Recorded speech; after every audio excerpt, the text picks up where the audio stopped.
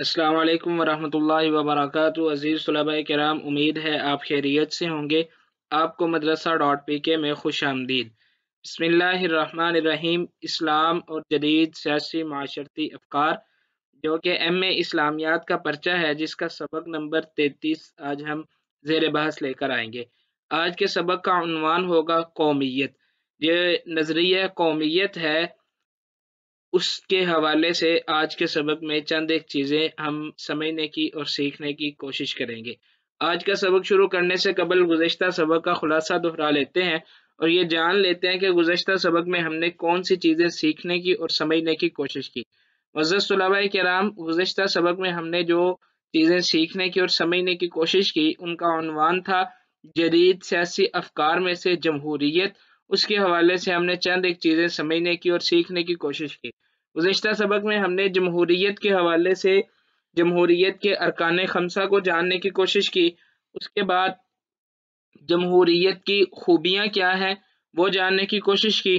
तीसरे नंबर पर जमहूरियत की खामियाँ जानने की कोशिश की।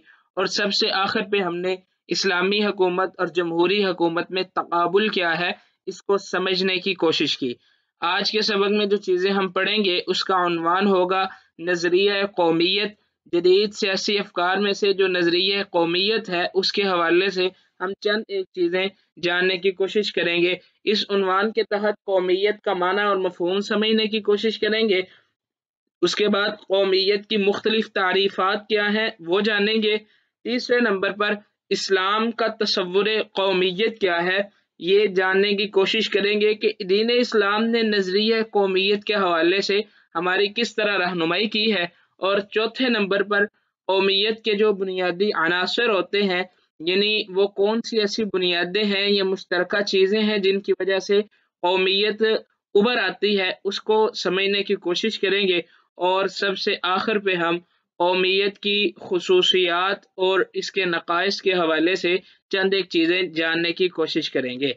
मुअज़्ज़ज़ तलबा किराम, बात अगर हम कौमियत के माना और मफ़हूम की करें, तो कौमियत से मुराद ये है कि जब इंसान वहशत से मदनियत की तरफ आया, तो इंसान को चाहिए था कि कुछ अग़राज़ और मसालिह के लिए मुतअद्दिद अफ़राद आपस में मिलकर ताउन और इश्तराके अमल करें। तो इस सिलसिले में जो तारीफ़ात की गई हैं, वो हम देख लेते हैं। कौमियत का माना और मफ़हूम एनसाइक्लोपीडिया ऑफ ब्रिटानिका में कुछ इस अंदाज से लिखा गया है कि कौमियत का मफ़हूम आम सिफ़ात और मुतअद्दिद औसाफ का मुरक्कब है, जो एक ग्रोह में मुश्तरका हों।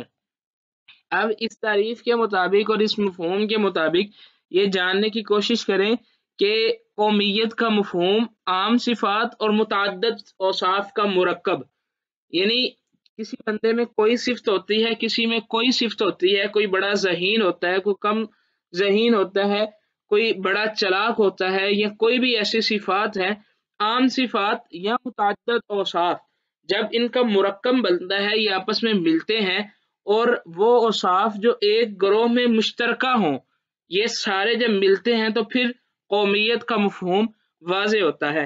इसी तरह दूसरा मफ़हूम विकिपीडिया के मुताबिक कौमियत का मफ़हूम ये है कि उर्दू में आम तौर पर कौम से मुराद ऐसे ख़ास अफ़रादी ग्रोह हो जिसकी अक़दार और रिवायात आपस में मुश्तरका हों।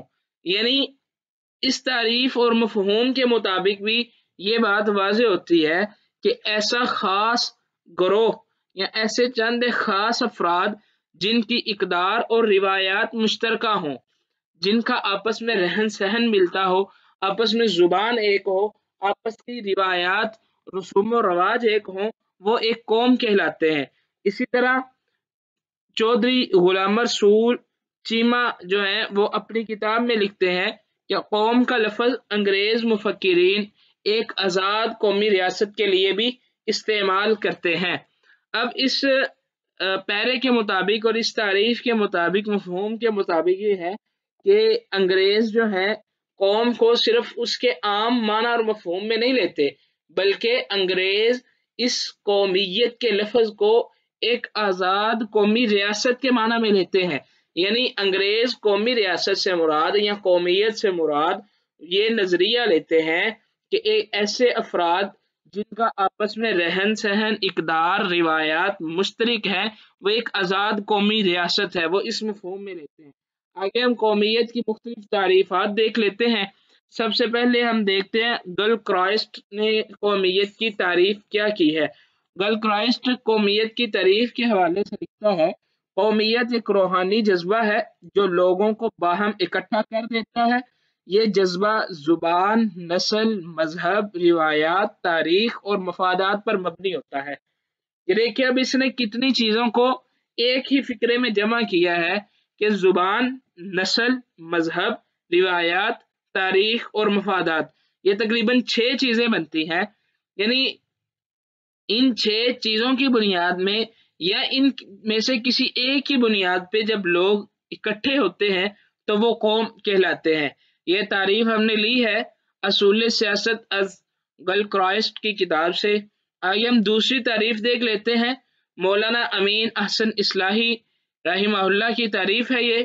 وہ لکھتے ہیں قومیت چند چیزوں کے اشتراک سے وجود میں آتی ہے۔ اب تعریف کا مفہوم سمجھ لیں کہ قومیت چند چیزوں کے اشتراک سے وجود میں آتی ہے۔ جس گروہ میں یا کسی بھی علاقے کے لوگوں میں جو چیز مشترکہ ہوگی تو وہ ایک قوم ہوتی ہے۔ وہ چیز کن اوصاف میں مشترک ہو سکتی ہے؟ وہ نسل کے ایک ہونے میں مشترک ہو سکتی ہے، زبان کے ایک ہونے میں، جغرافیائی حدود کے ایک ہونے میں، یا یکجائی روایات اور مذہب کے ایک ہونے میں، یعنی ایک جیسی روایات یا ایک جیسا مذہب ہے تو اس اعتبار سے بھی وہ جو ہے نا وہ قومیت کہلائے گی، وہ ایک قوم بن جائیں گے۔ یہ تعریف ہم نے لی ہے اسلامی ریاست جو مولانا امین احسن اصلاحی رحمہ اللہ کی کتاب ہے اس سے لی ہے یہ تعریف۔ آگے ہم دیکھتے ہیں جی اسلام کا تصور قومیت کیا ہے۔ دین اسلام نے قومیت کے تصور کے حوالے سے بڑی واضح رہنمائی کی ہے۔ دین اسلام کے مطابق دنیا میں 2 ہی قومیں آباد ہیں، ایک اللہ کو ماننے والی اور دوسری اللہ کو نہ ماننے والی۔ ہم دیکھتے ہیں جی دین اسلام نے کس چیز پر بنیاد رکھی ہے، تو دین اسلام کی جو بنیاد ہے وہ یہ ہے کہ بنیادی اصول توحید ہے۔ جتنی بھی قومیں گزری ہیں، جتنے بھی انبیاء گزرے ہیں اور مسلمان بھی، ان سب میں جو مشترک چیز ہے وہ یہ ہے کہ ہر نبی نے توحید کی دعوت دی ہے، اور آج مسلمان بھی الحمدللہ اللہ کی توفیق سے توحید پر قائم ہے۔ تو اسلام نے جو بنیادی تصور قومیت دیا ہے وہ توحید ہے۔ توحید کو ماننے والا بندہ مسلمان ہے، وہ آپس میں بھائی بھائی ہیں۔ جو بندہ اسلام لے آئے، اسلام کے عقائد کو مانتا ہے، وہ مسلمان ہے، پھر اس کا رنگ، علاقہ اور نسل اہمیت کا حامل نہیں ہے۔ دین اسلام نے اس حوالے سے کئی ایک مقامات میں واضح رہنمائی فرمائی، جیسا کہ اللہ کے نبی صلی اللہ علیہ وسلم نے خطبہ حجۃ الوداع کے موقع پر کئی ایک چیزیں، کئی ایک اصول وضع فرمائے اور بتلائے، امت کو سکھلائے کہ لا فضل لعربی علی عجمی، کسی عربی کو اجمی پہ، کسی اجمی کو عربی پہ کوئی فوقیت نہیں ہے۔ اگر فوقیت ہے تو صرف اور صرف ایمان کی بنیاد پہ، تقوی کی بنیاد پہ۔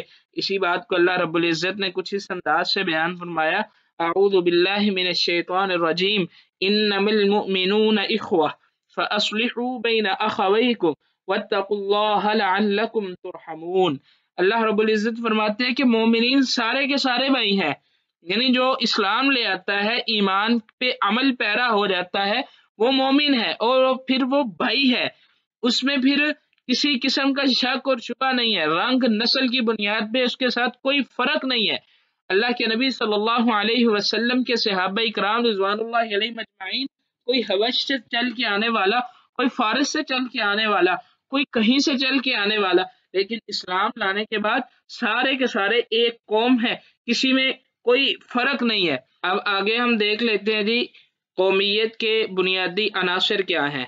تو کسی بھی قوم کے اکٹھا ہونے کی جو چند ایک وجوہات بن سکتی ہیں، جو بنیاد بن سکتی ہیں، ان میں سے چند ایک اہم چیزیں جو ہیں وہ ہم یہاں پہ زیر بحث لے کے آتے ہیں۔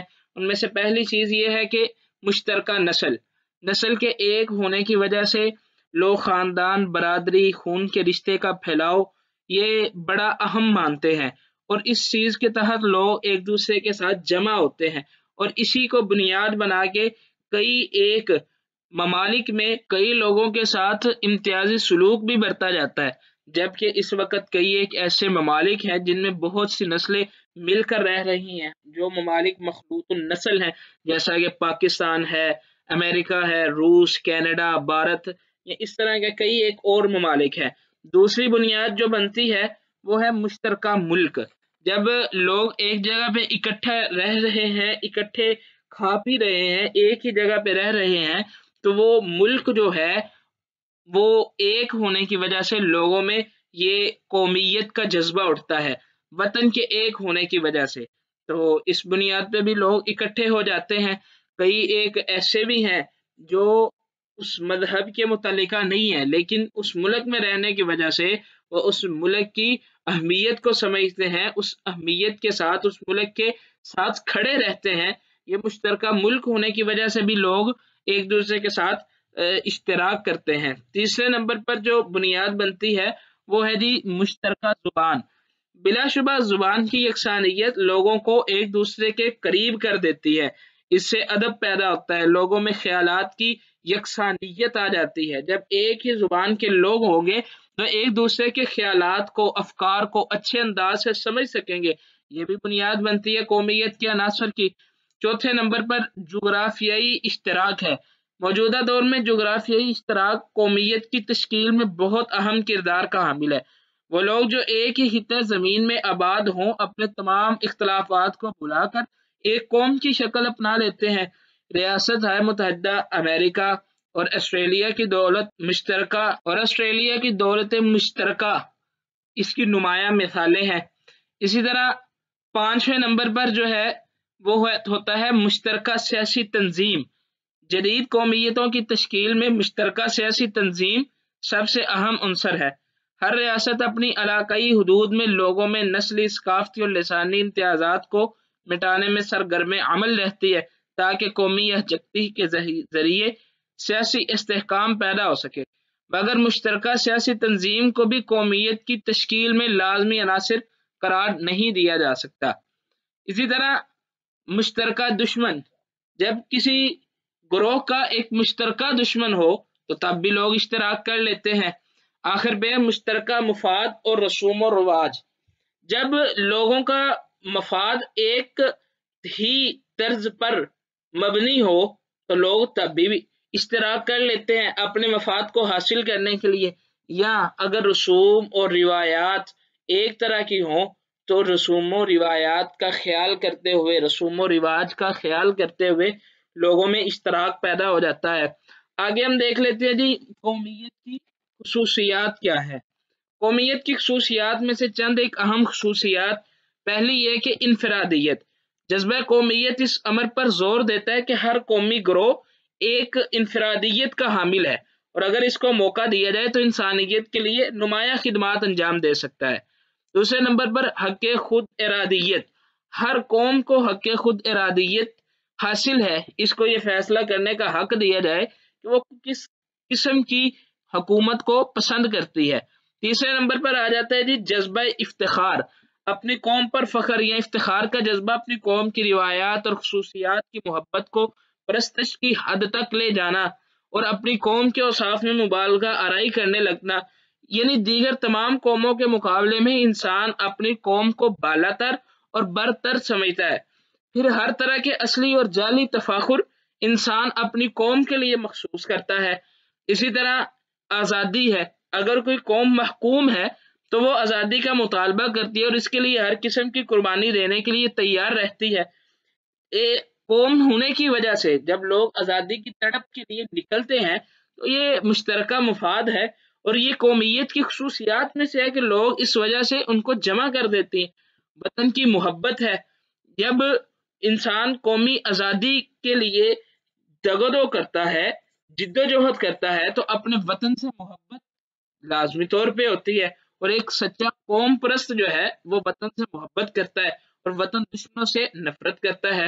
اسی طرح اب قومیت کے جو نقائص ہیں ان کو بھی تھوڑا سا دیکھ لیتے ہیں۔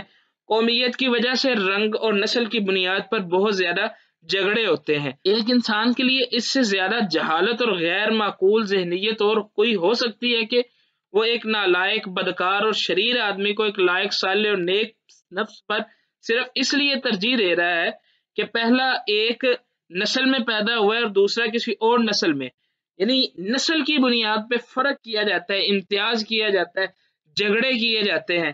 دوسرے نمبر پر سامراجیت آ جاتی ہے، ہر قوم خود کو قوی اور مستحکم بنانے کے لیے دیگر اقوام کو غلام اور محکوم بنانا شروع کر دیتی ہے۔ اس صورت میں قوم پرستی سامراجیت کی صورت اختیار کر لیتی ہے اور یہ جارحانہ قوم پرستی دنیا میں جنگ و جدل کا موجب بنتی ہے۔ اب قومیت کی چند خصوصیات تو ہیں لیکن نقائص اس سے بھی برے ہیں۔ اخلاقیات کا زوال آتا ہے۔ قومیت اخلاق کے تباہی کا باعث اس طرح بنتی ہے کہ اس کی روح سے عالمگیر انسانیت، خدائے واحد اور احترام آدمیت کے تمام عقائد باطل قرار پاتے ہیں اور ان کی بجائے علیحدگی، تکبر، انا، خود اکتفائیت کے عقائد پیدا ہو جاتے ہیں۔ اخلاقیات کا جنازہ نکل جاتا ہے، استحصال آ جاتا ہے۔ جارحانہ قوم پرستی استحصال کی ایک منظم ترین صورت اختیار کر لیتی ہے اور اپنے ملک کے مفاد کی خاطر دیگر اقوام کے جائز مفاد کو بھی نہ صرف انداز کیا جاتا ہے بلکہ اسے مکمل طور پر قربان بھی کر دیا جاتا ہے۔